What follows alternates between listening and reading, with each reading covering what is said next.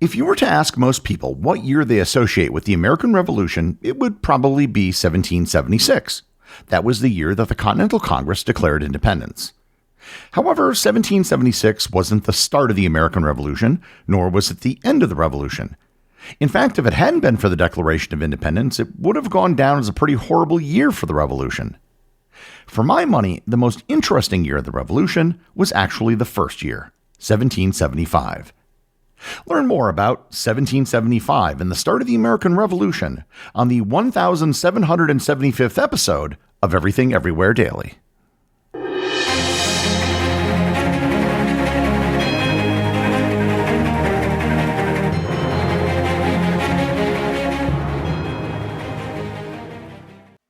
This episode is sponsored by Planet Money. Tariffs, meme coins, Girl Scout cookies, what do they all have in common? Money. Economics is everywhere and everything fueling our lives, even when we least expect it.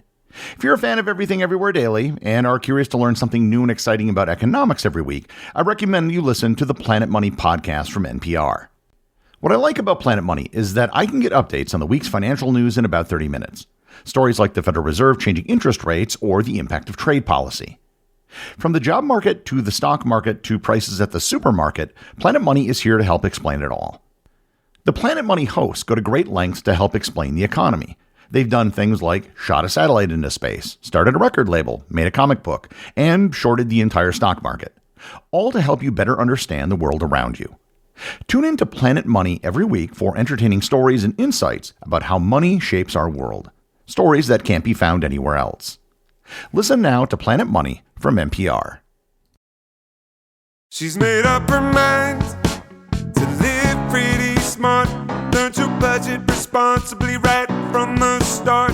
She spends a little less and puts more into savings. Keeps her blood pressure low and credit score raises. She's cutting debt right out of her life.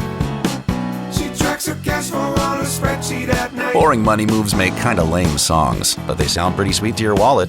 PNC Bank, brilliantly boring since 1865.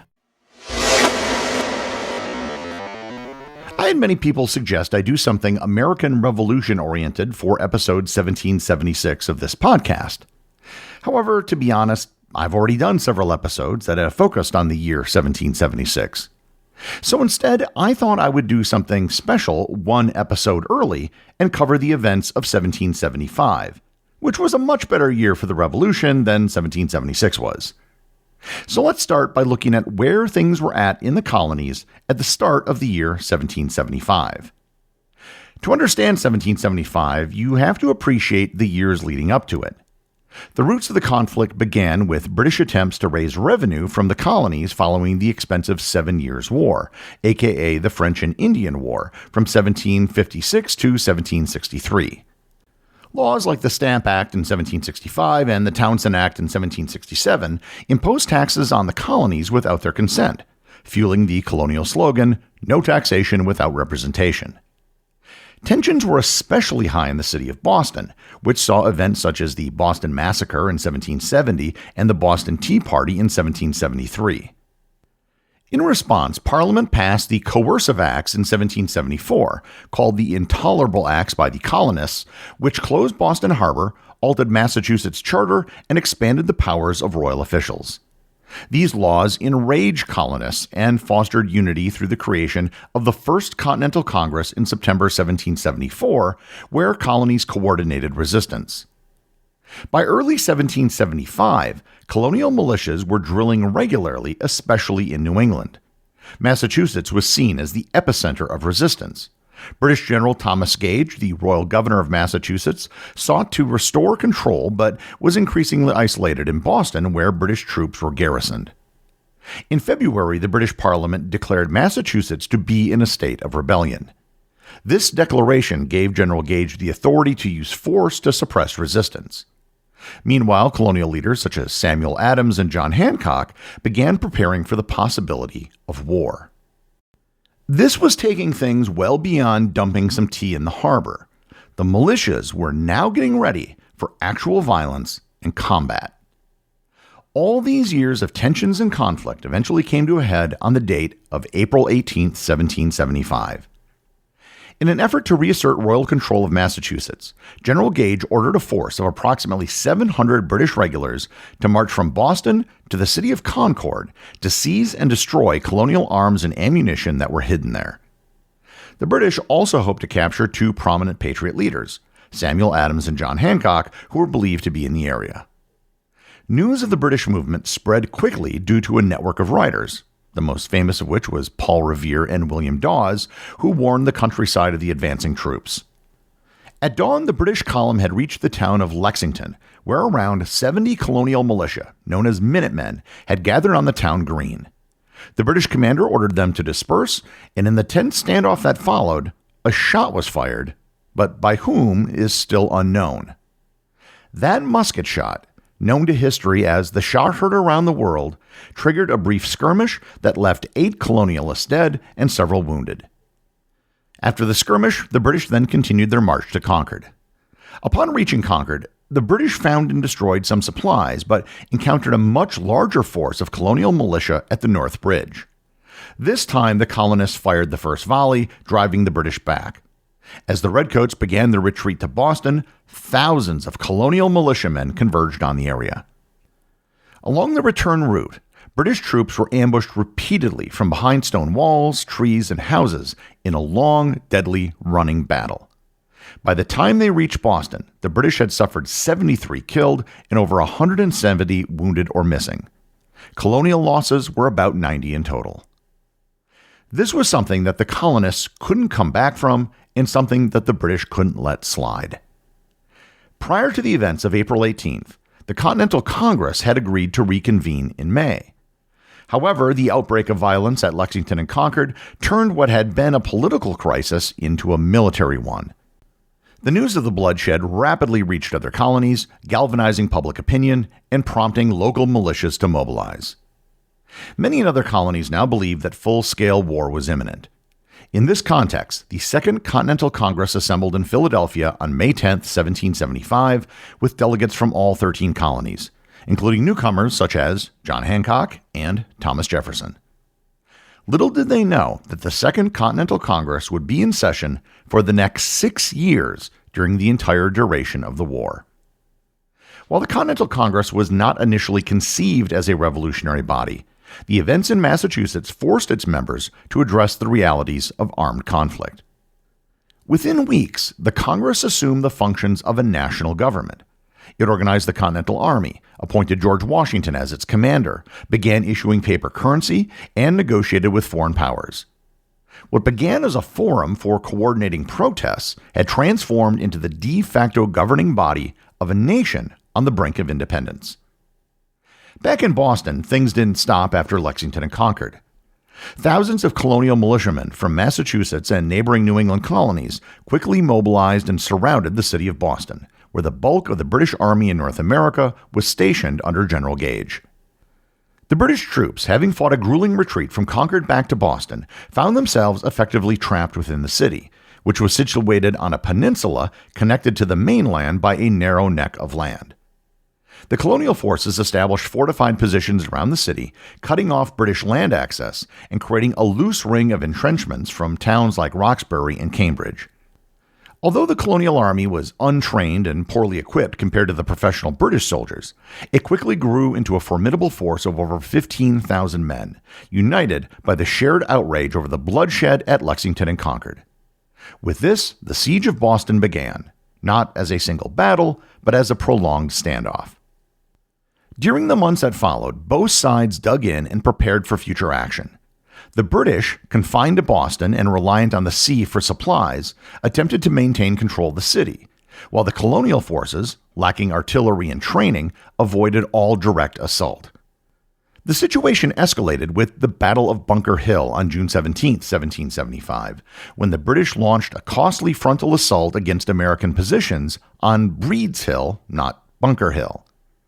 Although the British technically won the battle by taking the ground, they suffered heavy casualties and failed to break the siege.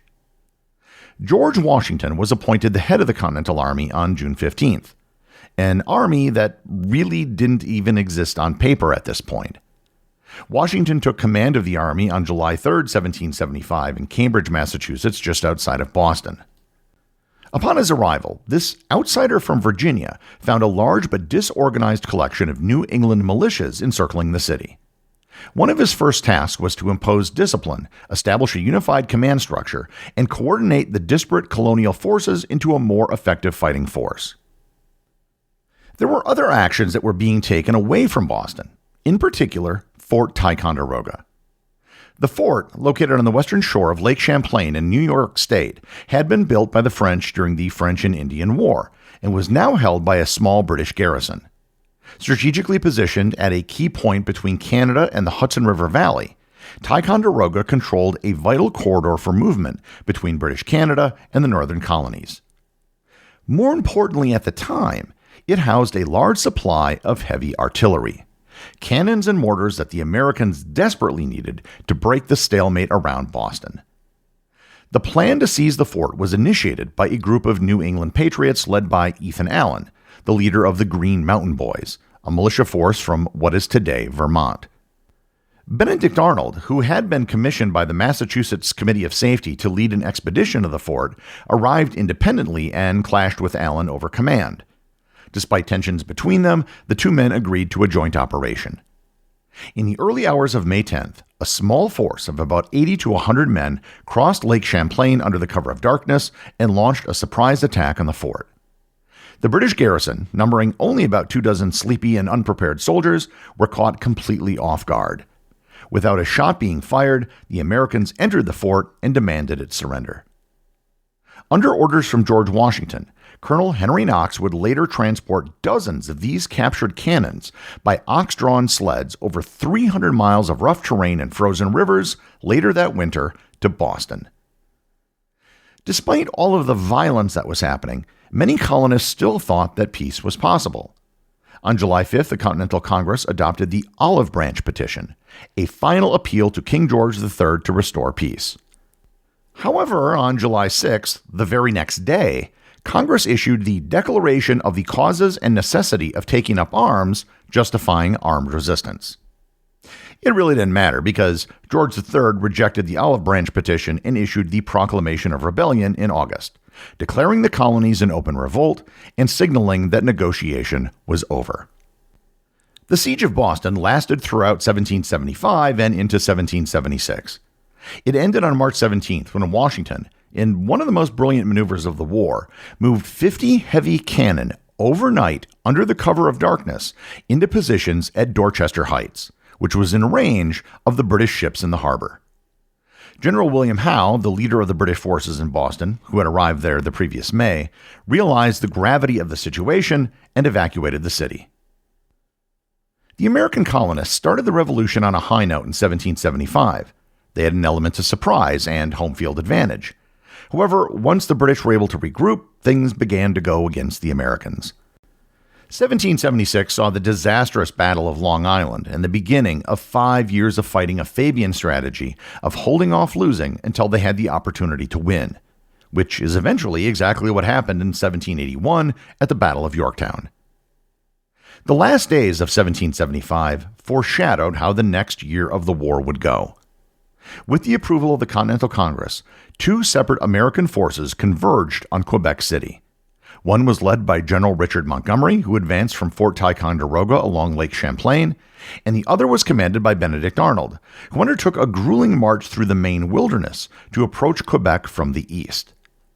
On the night of December 31st, 1775, the last day of the year, during a blizzard, the Americans launched a two-pronged assault on the city. The attack quickly fell apart. Montgomery was killed almost instantly by cannon fire while attempting to advance along a narrow pass. His column, now leaderless and under heavy fire, retreated. Arnold's force made deeper progress into the city, but was eventually pinned down and surrounded. Arnold was wounded in the leg and had to be carried off the field. Command fell to Daniel Morgan, who continued the fight, but was ultimately forced to surrender with the remaining troops. In total, over 400 Americans were taken prisoner, and the assault was a decisive failure. 1775 wasn't just the first year of the Revolution, but also arguably the most important. It was the year when colonists with a collection of grievances started the journey towards becoming an independent country. While the events of 1776 may get most of the attention, they never would have happened without the events of 1775. The executive producer of Everything Everywhere Daily is Charles Daniel. The associate producers are Austin Oakton and Cameron Kiefer. I want to thank everyone who supports the show over on Patreon. Your support helps make this podcast possible. I'd also like to thank all the members of the Everything Everywhere community who are active on the Facebook group and the Discord server. If you'd like to join in the discussion, there are links to both in the show notes. And as always, if you leave a review or send me a boostagram, you too can have it read on the show.